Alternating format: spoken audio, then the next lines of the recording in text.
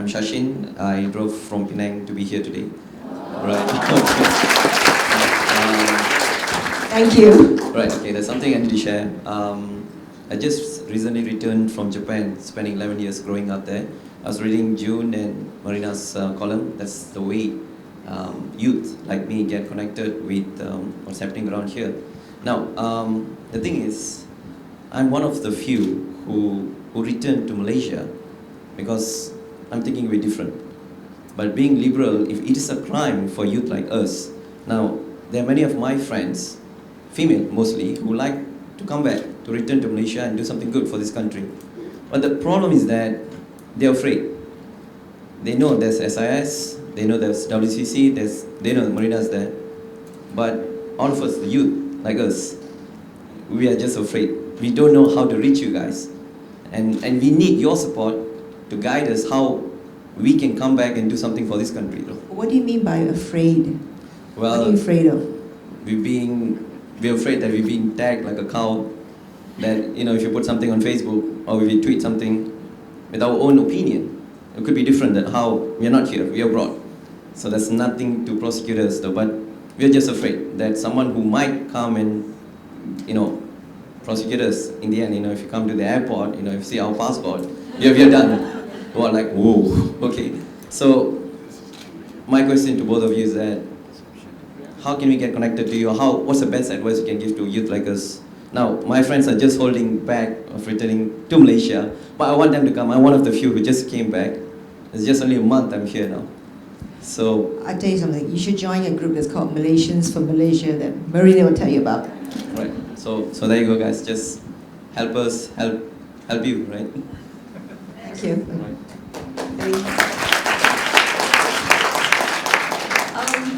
You know, you can't live life with fear. Okay, you have to, get rid of the fear. And it helps actually if you have a group, to form a group, to do what you believe in and have that group support. Now with social media, it's amazing how easy it is to organize and to get your voice heard. And really, in the end, if more and more people organize, if more and more people speak out, what are these authorities going to do? Arrest everyone?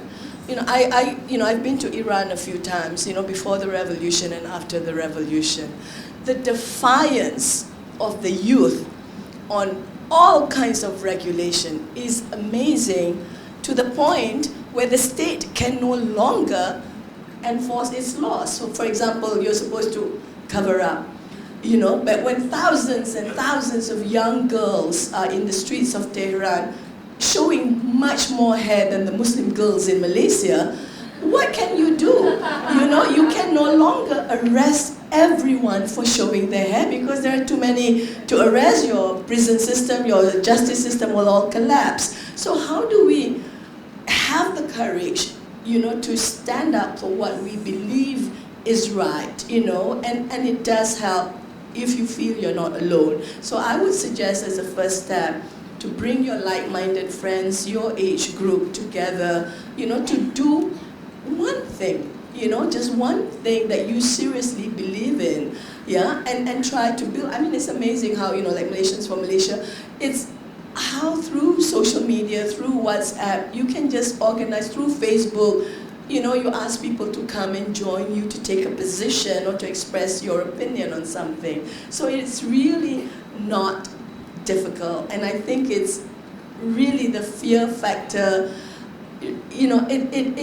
Basically I want to say that you cannot lead a life because, let fear decide what you can do and what you can't do.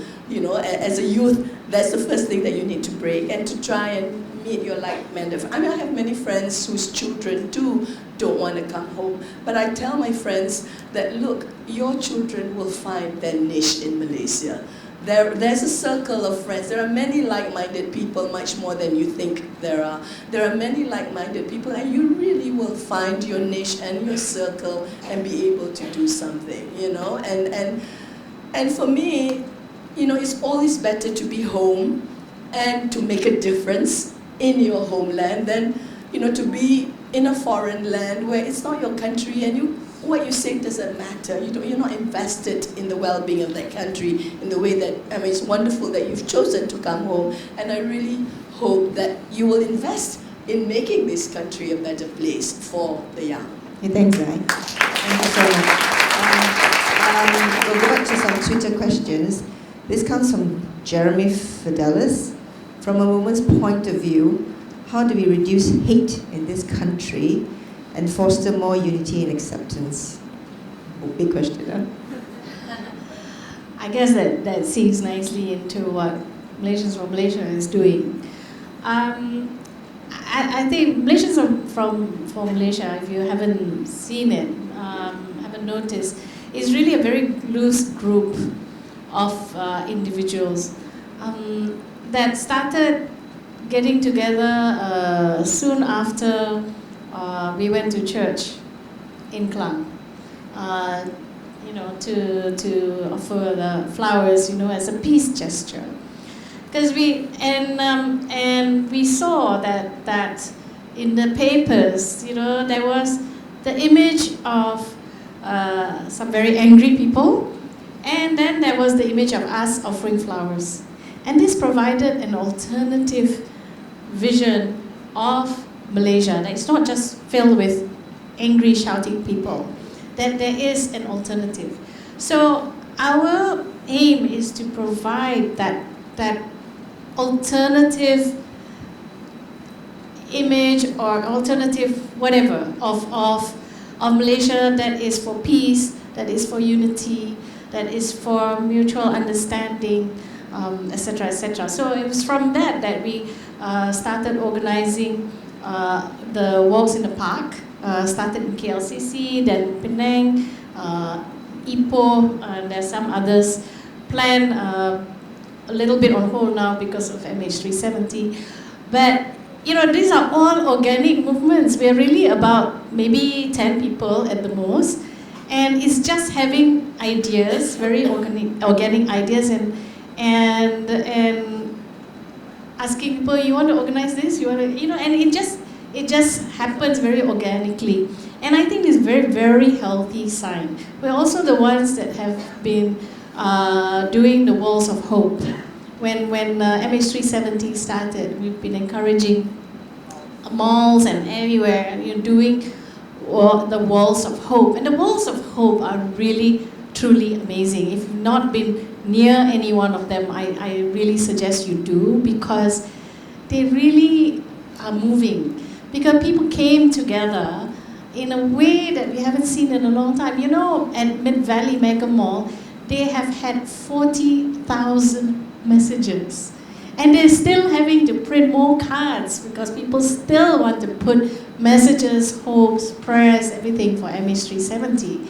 And all sorts of people in every language, every type of prayer, for everyone on the plane. Nobody is differentiating between, whether, I'm just going to pray for my people and not for the others. No, it's for everyone. So it is really a real, very tangible sign of unity, and it quite amazing. So I think one of the most heartening developments in the past few years is really civil society movements like that. People themselves organizing themselves to push for a cause that they feel important. Paige is one of them. That Azima is here. 150,000 people, ordinary people, came out for free and fair elections. You can't arrest 150,000 people. You just can't. And all sorts of things. Young people, particularly, young people in public institutions are being really, really restricted on many things. I've been, I've been invited 4 times to public universities by students to come and talk to them. At the last minute, the authorities have stepped in to say, no, I can't go there. But what's the point of that? These kids contacted me through Facebook, through Twitter, anyway. They can come outside and see me anyway. There's a group of students that got so fed up with not being able to read and discuss certain books in the universities, that they started having meetings in the park, under the trees, just a picnic blanket, sit down there and discuss books. This movement is called Buku Jalanan. It started in Shah Alam. Now it's spread all over the world. There are Buku Jalanan branches all over the world. So, it's just a matter of imagination, really. And you can, get past all these controls. And yes, numbers help. It really, when you share something with other people, you stop getting fearful. I mean, in this day and age, just quickly, I want to say, in this day and age, you can create authority. You can create your own authority, especially with, there's good and bad to it, but really you do not need to wait for anyone to confer authority on you to do something. You can organize and get your voice heard and spread and build a movement. So it's really having the energy, the passion, the courage to do something, So don't blame anyone if you're not doing anything, You can do something.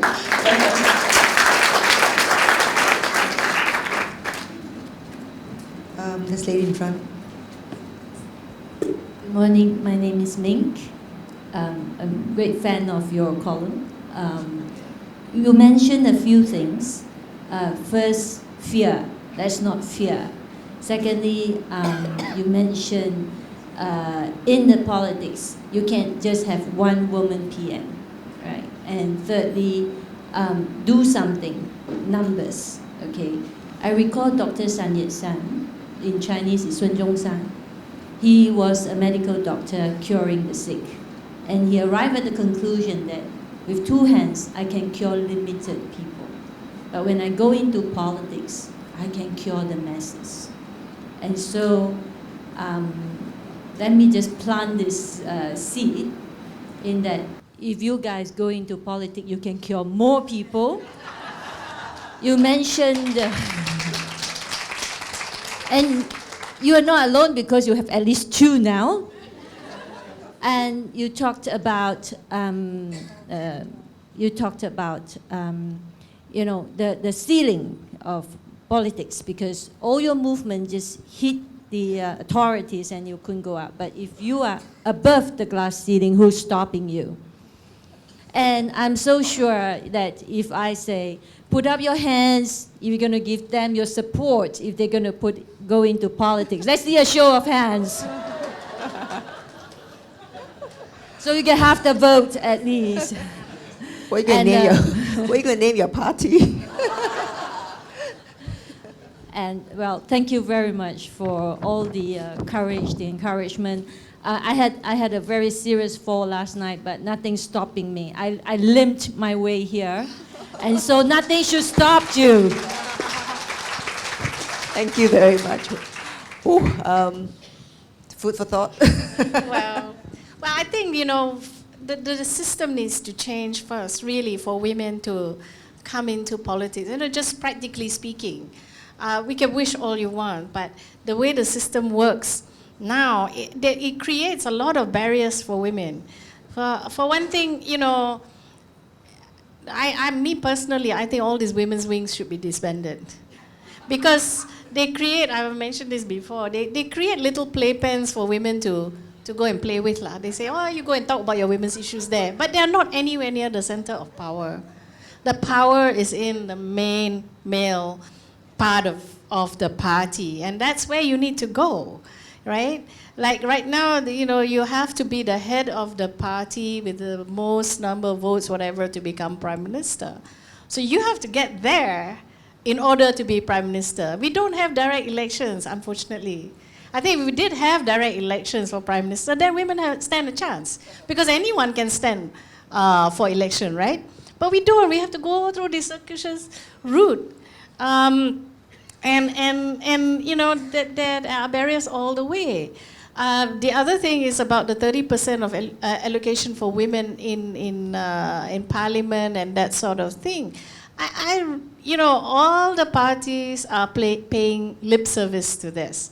To me, they're not at all sincere. If you look at other countries that have been really determined to get more women in politics, they have really instituted all sorts of regulations to make sure that women do get there, whether it is allocated spaces, like, just by appointment, you just appoint women in there, or you make sure that you put women in winnable constituencies where they have a very good chance of winning. Now, I'm sorry, but putting a woman in a constituency, like recently, where she has absolutely no chance of winning, regardless whether the other candidate is male or female, is a really not sincere attempt. It's not about putting women there, it's just putting a sacrificial lamb. Women should object to that. Really object to that. You're just making use of us. You don't want to lose face by losing in that constituency, so you put us there. Very nice. Right? Make no difference what, So, women should really object to it, and you cannot you have to put them where they have a reasonable chance of winning, because we need to up the numbers. And that's the way the system needs to change. The other area, I think, where women have a good chance is local elections. Local council elections. We don't have local council elections, but those are good training grounds for women, because women are very concerned about what's happening in their local area, in their neighborhoods, that sort of thing. So they can get trained, and then they can move up into the national level. But if you don't have that facility, where are we going to get that sort of training? You look at now the women ministers that we have, I'm really sorry, but name them. Name them. Any of you can name our 2 women ministers? Instantly? And No. It's not Marina and Zainah. No, right? Okay, that tells you the impact of the current women ministers we have. I mean, who are the kinds of women that there are in politics and holding decision-making position, So until you have direct elections, I don't think we're going to go into party politics. Anyway, I like being out of politics, because then I can hentam anybody I want, Ladies and gentlemen, we've actually